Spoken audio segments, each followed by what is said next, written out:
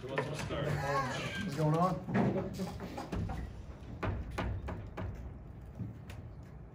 Who wants the first question? Ira?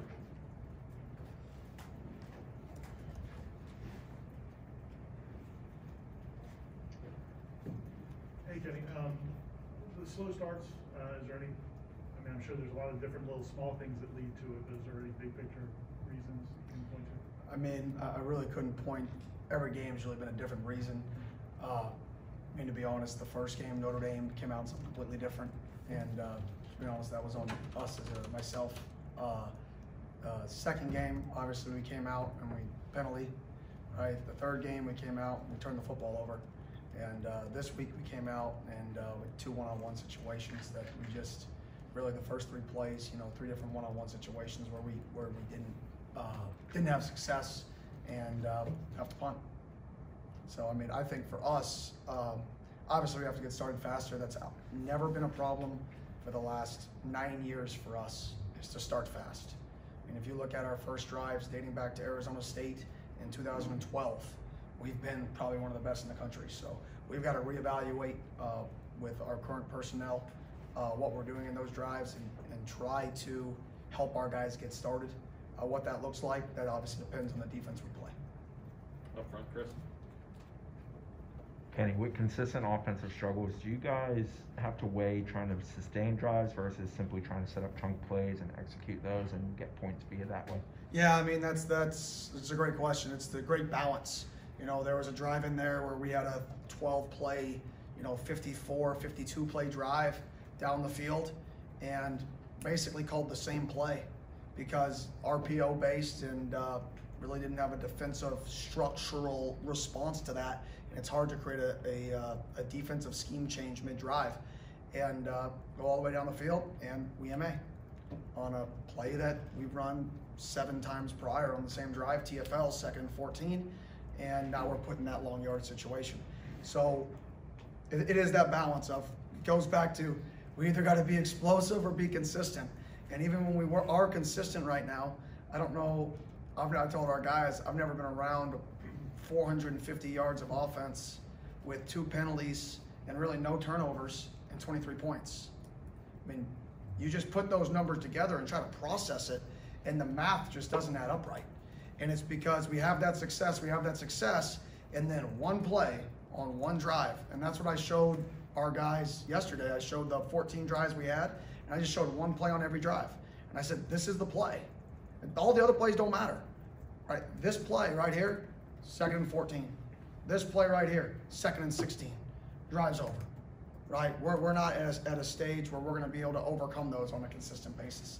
So we got to find that balance, and that's throughout the game, of are we going to be aggressive and try to get those explosive plays. But then if we take those explosive plays, are we going to get negatives on them, which, are the same problem you get to 2nd and long. So we got to figure out, are we going to be explosive or are we going to be consistent? And right now our success has been explosive.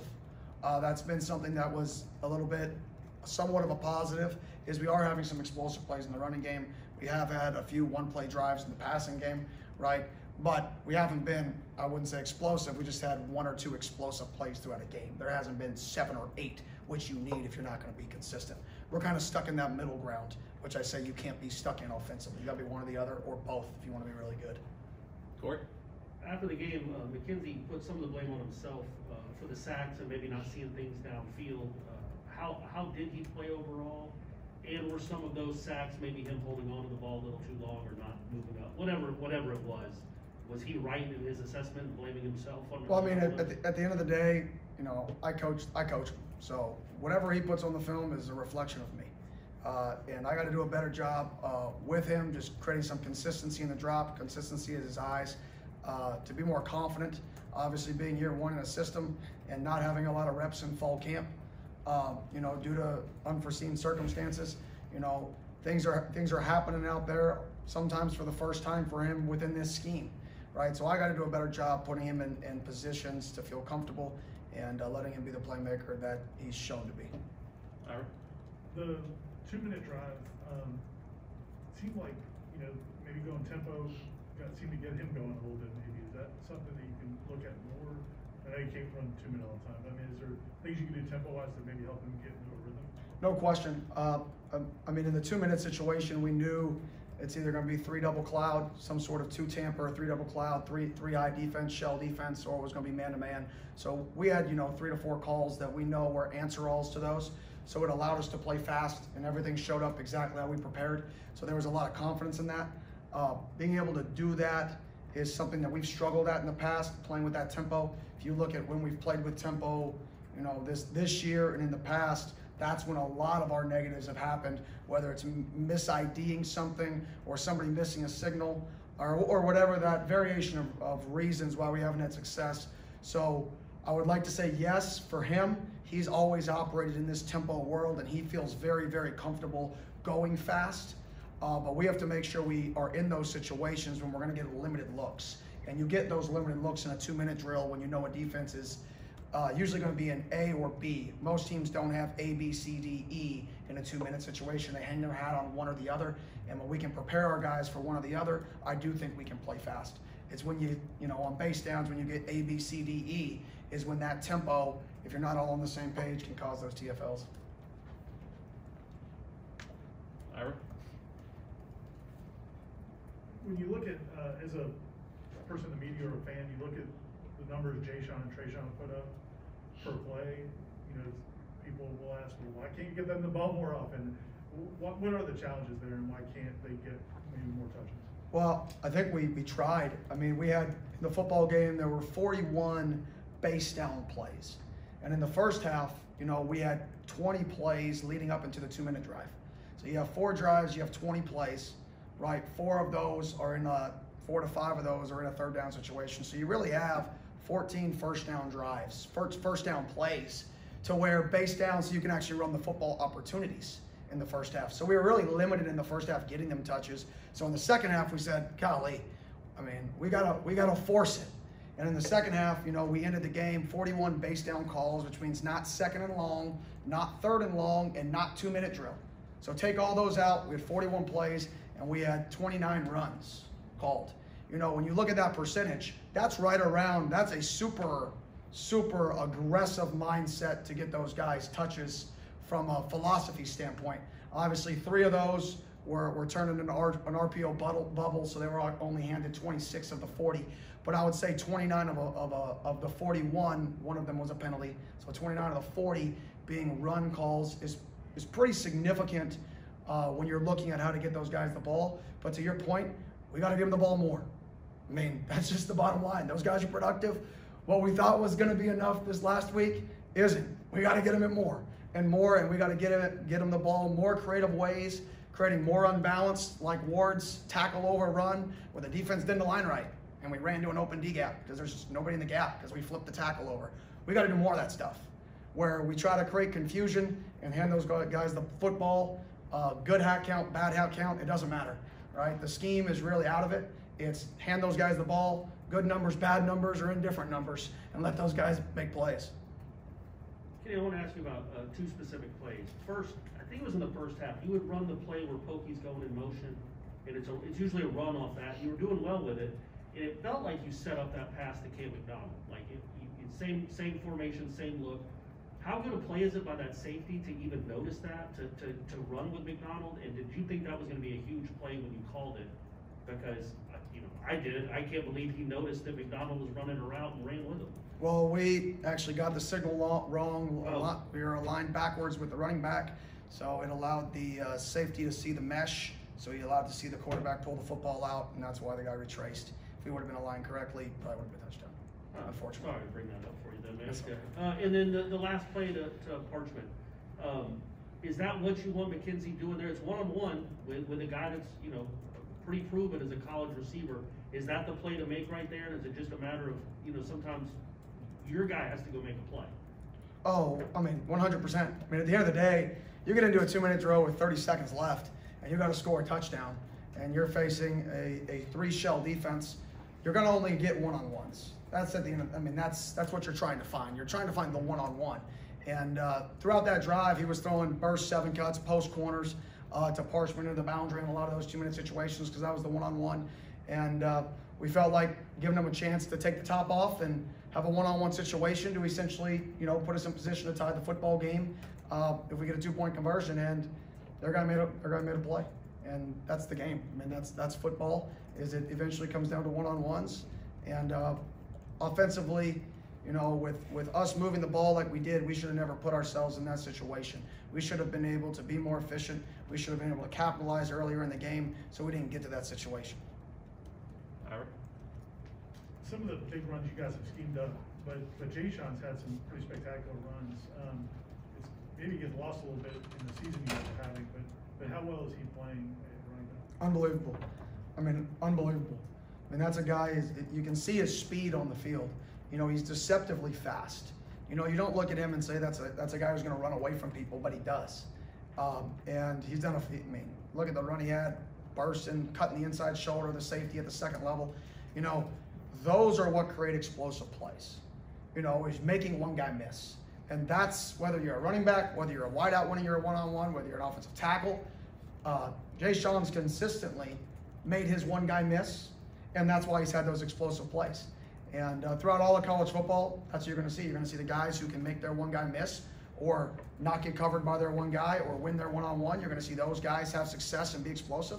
And you're going to see the guys who don't, those offenses have to be extremely consistent. So having a guy like Jay Sean has been critical for us in creating those explosive runs.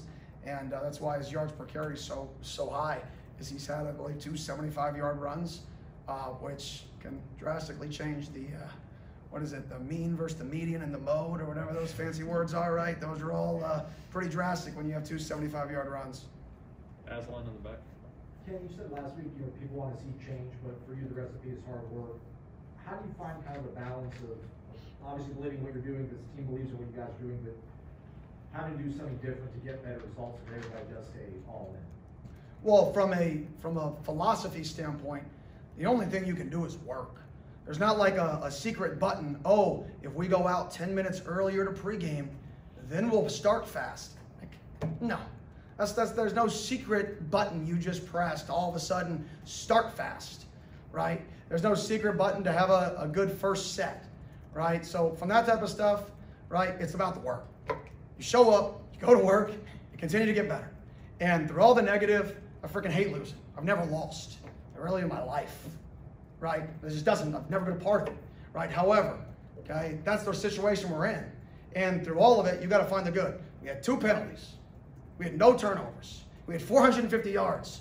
But at the end of the day, we're not scoring, right? Why? Right? Same things. 1 negative play, 2nd and 13, right? We got to put it all together. That's it. We just got to put it all together. We've had games where we've been in 3rd and short all the time. And then we went 0 for 7 on 3rd and short. We've had games where, like last week, we were in 3rd and long all the time. We had no success. But 3rd and short, we were really good, right? We just got to put it all together. We got to have one game where we don't get penalties, we don't turn the ball over, we don't take negatives. And if we can do that, we can put it all together and be really successful. But until we put all the pieces together, which we've shown we can do and we've shown we can, right, we're going to continue to struggle. And that's the challenge. And from a scheme standpoint, we're obviously always going to adapt to the scheme, but scheme is player-driven. So back to a previous question, we got to find ways to get some of our backs the ball in more creative ways, like we did this last week. But we may have to force that a little more than we have in years past from a number hat count perspective. The scheme may have to go out the window a little bit, and the players rise up from how we're going to get them the football. Ira? On some of the guys that haven't won one-on-ones consistently yet in games, have you seen them do it in practice, or is it a matter of trying to find other guys? No, we've seen them do it in practice. And then at the same time, I mean, we got to find ways as a staff to help our guys be successful. I mean, I know that's not like a fun answer, but the guys are the guys, and I'm blessed to be able to be here and coach these guys. I really do love coaching these guys. Like, they come to work. We're down, 31-7, and we find a way to battle back. I mean, we still lose. It's unacceptable, but there's no quit. And the guys are fighting, and they're working, and they're working. And I don't know when it's going to click. I can't tell you when it's going to click, but we are getting better. There's improvement. They're taking the coaching. They're taking what we're saying, owning the football, not getting penalties, keeping our hands inside, playing hard, never quitting. right? But it's just not all, everything's not clicking at the same time. It's here. There's one thing stopping us. So I think for our guys, right, we got to continue to work. We got to continue to believe. We got to continue to fight. And eventually it's going to click. And I do believe when it clicks, it's going to click. It's not just going to be a flash in the pan. I think when it clicks, it's all going to make sense. And then they're going to understand how to win. Because that's what we're struggling with right now, is understanding how to win. Is just the winning aspect. Because we've been in 3 football games that we could have won all 3. We just haven't won. We got to learn how to win. And then Syracuse statistically has played well defensively this year. What do they do particularly well? Yeah, they're a really, really good defense. They stop the run. They load the box. They stop the run. They're not scared to play cover 0 on any snap. They pressure 5 or 6 man pressures. There are some games they do it 55% of the snaps is a 5 or 6 man pressure, essentially leaving cover 0 or really tight man-free coverage out on the edge. I mean, this is a guy who wants to cause chaos. I mean, it's the same defensive coordinator who called the game at Arizona State in the bowl game, Arizona State versus Florida State. It's the same defensive coordinator who was the interim DC at Arizona State, and he does a good job. Rocky Long disciple, and anybody who knows the Rocky Long disciple and the Rocky Long tree, they're not going to let you run the football. They're going to do everything they can in their power to make you throw the football. Line stunts, everything's predicated off stopping the run and creating havoc. Anything else? Okay. Thank y'all. Good.